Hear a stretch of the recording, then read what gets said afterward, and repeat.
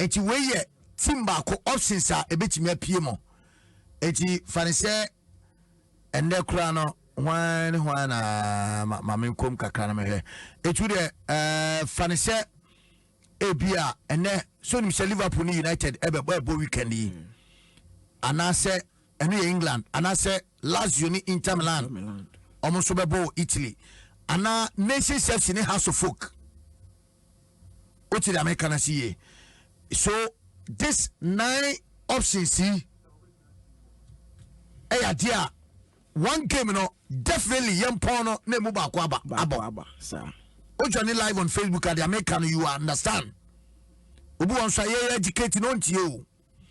So now no the first option and as ni power odi kan de be ma no like you are saying it's say no or the 2 9 groups mo sir even say 9 groups and or dey betum group bia or dey kwa akotum.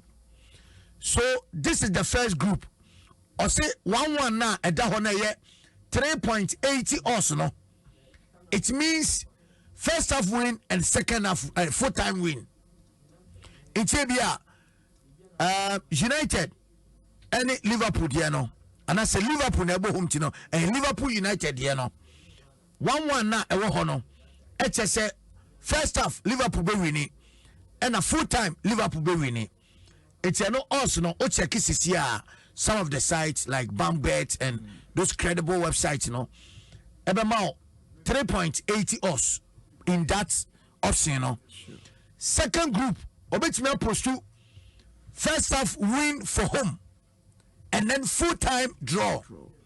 That means first half you know match ni Liverpool be 1 first half obese 1 by Yakoba full time na ebe pon game no na game na wie 1-1 and no odds no aye 15 odds but what team ye pa.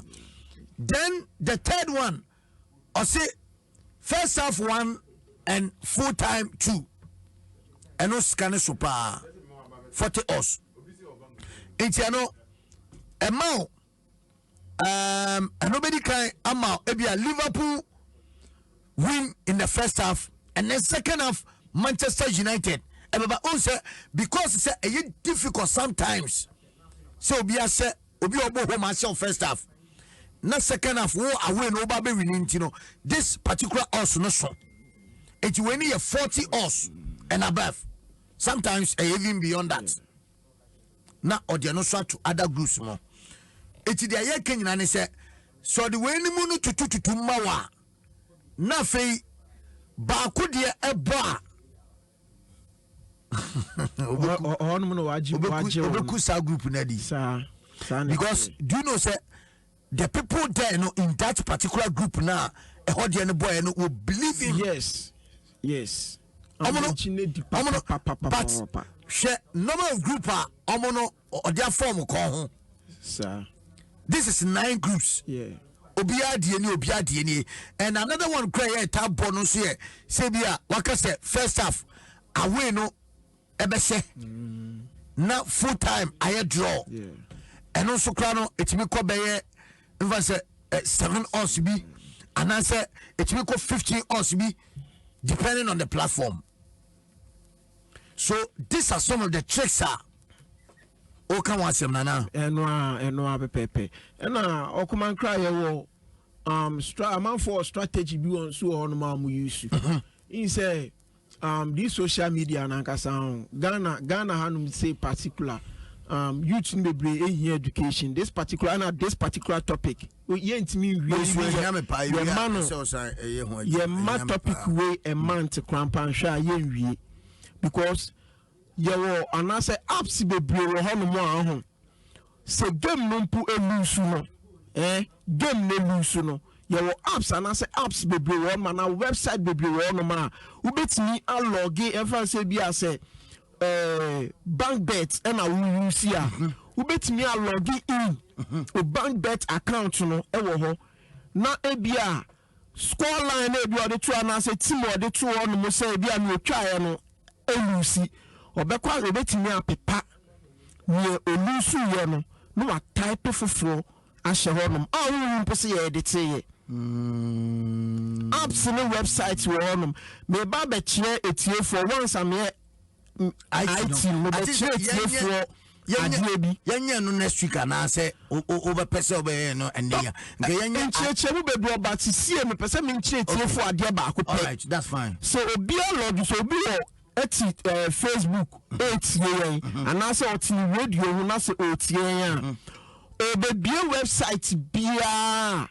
website biara no ne mmara wɔ hɔ sɛ website no yɛ credible na sɛ ɔlɔgi in anaasɛ obie website no wɔ laptop anaasɛ computer so a ɔnyɛ bɔ website no hyɛ hɔnom page na yɛmfa sɛ bi a adomonline.com na sɛ ɔɛnta hɔnom no a beebi ɔbɔɔ sɛ adomonline.com no page ni lodi wie a obɛhu sɛ padlock bi da ne nkyɛn sɛ ɔlɔgi in website bia na saa padlock ni da nkyɛn ne a case match sɛ website no ɛyɛ credible opa for visa card kura details ɛhyɛ hɔ nipa no create website nkrampo no ɔhu details ɛwɔ hɔ I wish say this thing no obey screenshots na next week because me pese in as much as ye can radio so no omo wo access say omesan ahwe video no ebenya access no monya understanding ni ye etina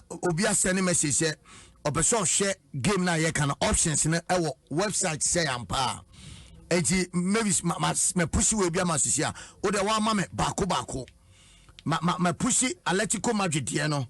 In fact, we know for educational purposes, you know, me pick it from Melbet and me de ASR demonstration way. And Atletico Bilbao, Athletic Bilbao, Atletico Madrid, gamer, Barcelona. And no options I can was in baby El Honum. And then over here, half-time, full-time. Set first half win for Atletico Madrid, and then full-time draw no. 13 us. So this is we know the that's what say no. We Athletic Bilbao, yes. It's Athletic Bilbao and Atletico Madrid. It's half time and full time. And I say half time no. Two no chase away. And a full time and also chase away. And also the strength of Atletico Madrid against Athletic Club Bilbao. Higher. And ama also no also 4.60 us and a woman bet.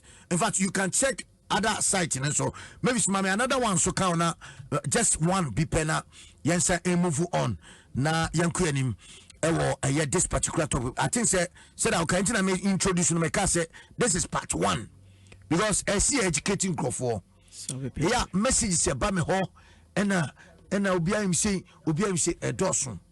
Okay, so this is the second one. We not say half time and full time. And you know, half time one. That means half time, no, you first half, no, Athletic Club Bilbao and a big winning game, no. But the full time, no, a bad draw. Oshe Mebeta on Senate down, no, 13.50 us. And then also. So these are some of the things that you can want them and then no. And you no be message you. Thank you very much. Maybe.